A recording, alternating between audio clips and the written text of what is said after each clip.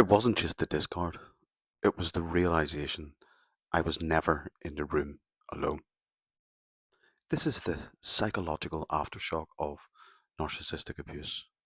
Not just the trauma of being discarded, but the recursive unfolding of every lie, every triangulation, and every secret channel of supply that was in operation the entire time.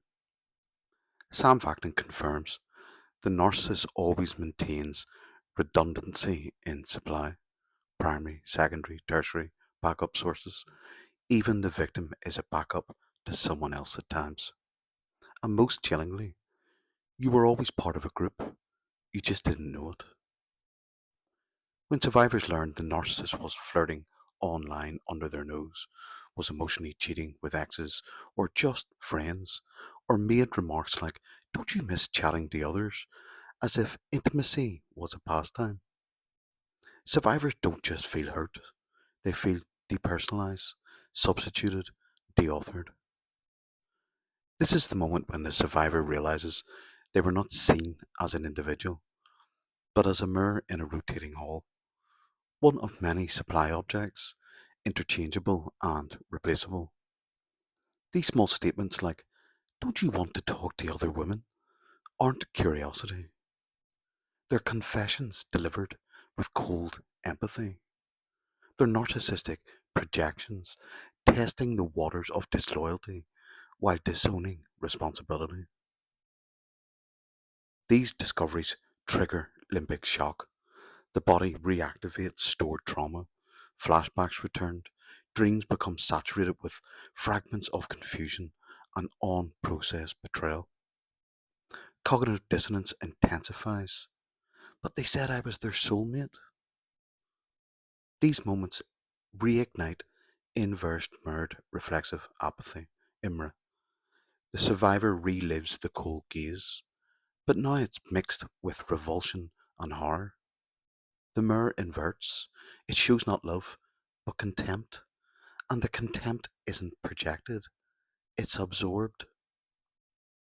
Vaknin explains narcissistic supply as layered. 1. Direct, attention, praise, sex. 2. Indirect, jealousy evoked by triangulation. 3. Self-supply, imagining being wanted, browsing apps, fantasizing about escape. 4. Backup, exes, friendships, online chats, and work flirtations. All of these coexist, often without the victim's knowledge. And here's why it matters. Survivors begin realizing they weren't special, just silent. They weren't chosen, just compliant. They weren't loved, just useful. This stings more than abandonment. It reveals a decathected attachment where the narcissist has already withdrawn libidinal energy long before the survivor noticed. These revelations animate the collapse, meaning they don't just trigger memories, they relocate the survivor back into the shared fantasy, but now from the outside.